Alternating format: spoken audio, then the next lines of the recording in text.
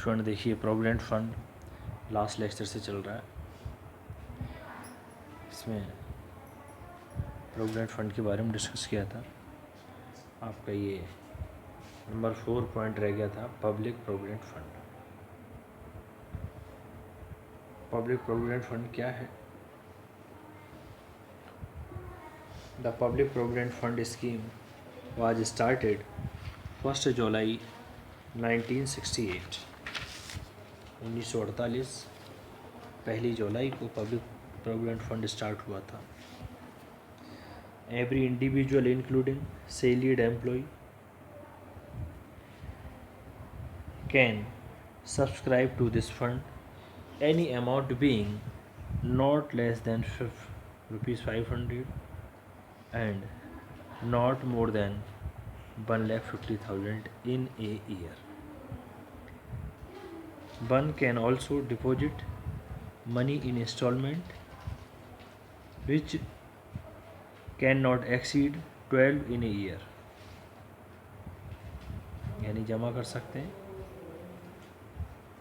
1.5 लाख से ज़्यादा नहीं होना चाहिए, 500 रुपये से कम नहीं, और साल में 12 बार जमा कर सकते हैं। An individual can open a public provident fund amount either on his own behalf or on behalf of a minor of whom he is the guardian. However, an individual can open only one account in his own name. The account under this scheme can be opened at a branch of the State Bank of India or its subsidiaries, or at a branch of any of the nationalized bank authorized for this purpose by the central government. Any time after the end of the 6th financial year from the opening the account, a subscriber may withdraw as per rule. However, not more than one withdrawal is permissible during any 1 year. The interest is paid at the rate prescribed from time to time. Interest is allowed for each calendar month on the lowest balance at the credit of an account between close of 5th day of end of the month, but shall be created to the account at the end of each year. It is totally exempt from tax. The deposit in this fund account in a financial year are entitled to the deduction under section 80C.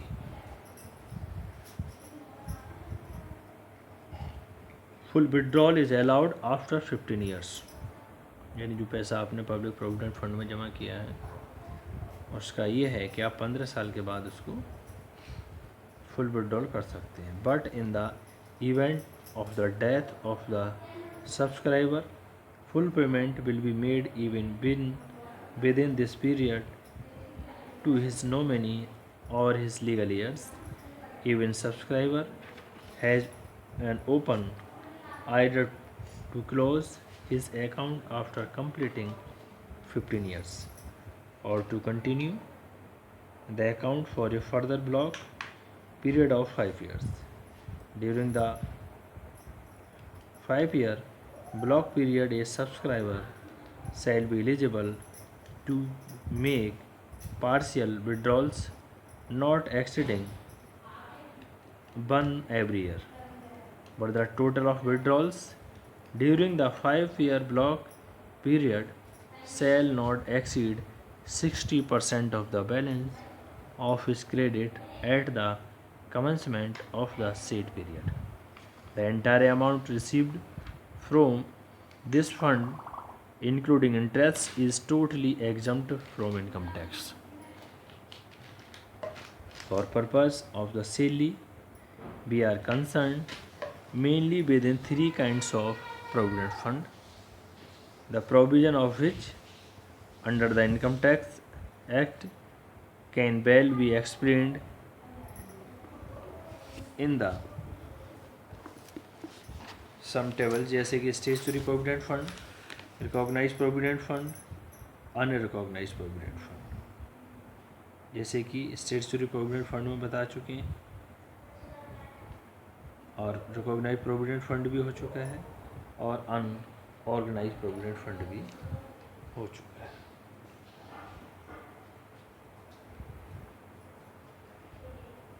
अब आता है approved superannuation fund. Approved superannuation fund क्या है? Section 10 subsection 30। देखिए, the purpose of this fund is to provide annuities to employees on their retirement at or after a specified age or on their becoming incapacitated prior to such retirement, or to their widows, children or dependents on the death of such employees. It is that fund which is approved by the Chief Commissioner or Commissioner of Income Tax. Exemption of amounts received from the fund, the following some payments, जैसे कि exempt from tax, such as on the death of the employee, यदि किसी employ की मृत्यु हो जाती है, and in computation of any annuity on his retirement or on his becoming incapacitated prior to such retirement, by way of transfer to the account of the employee under a pension scheme under section 80CCD. Student, qualifying amount for the deduction under section 80C, 80CC लेकर के 80U तक कोई deductions होती है, इनको हम deduct करते हैं। An employ contribution to this fund during the previous year together with other sums specified under section 80C is included in the amount qualifying for deduction after section 80C to extend that the aggregate of these sums does not exceed in a previous year 1,50,000. Student, ये पूरे super एन्युएशन के बारे में discuss किया। अब इसके बाद देखिए लास्ट में इसका फॉर्मेट आता है, पूरा चार्ट है। जब हम सैलरी के क्वेश्चन करेंगे तो किस तरीके से उसमें किस किस चीज़ को ऐड करेंगे, और इसी आज की थ्योरी के बाद स्टूडेंट ये इसका चार्ट है जब हम सैलरी के क्वेश्चन को करेंगे। देखिए, इससे पहले हमने सैलरी के बारे में, इसकी थ्योरी के बारे में काफ़ी कुछ डिस्कस किया, इसके अलाउंसेस के बारे में डिस्कस किया, इसके परक्विजिट्स के बारे में डिस्कस किया, परक्विजिट्स का वैल्यूएशन किया, जैसे आपका residential accommodation, valuation of motor car, इसके बारे में डिस्कस किया। फिर प्रोविडेंट फंड के बारे में डिस्कस किया। अब देखिए इसका ये फॉर्मेट है सैलरी का, chart showing computation of income from salaries, यानी हम इनकम फ्रॉम सैलरीज को कैसे कैलकुलेट करेंगे, कौन कौन सी उसमें टर्म्स आएंगी, किस किस को हम लेस करेंगे, किस को हम ऐड करेंगे, ये सभी चीज़ें हम देखेंगे इसके चार्ट में।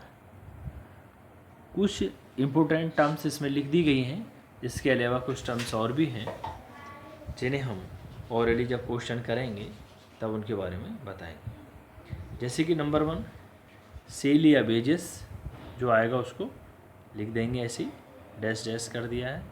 एडवांस सैलरी होगी या एरियर्स ऑफ सैलरी, उसको ऐसे लिखेंगे।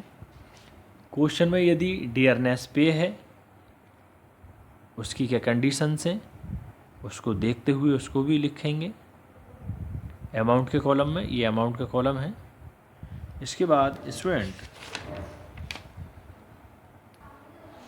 जिसमें हम ये अमाउंट को दर्शाएंगे। इसके बाद डीएनएस अलाउंस।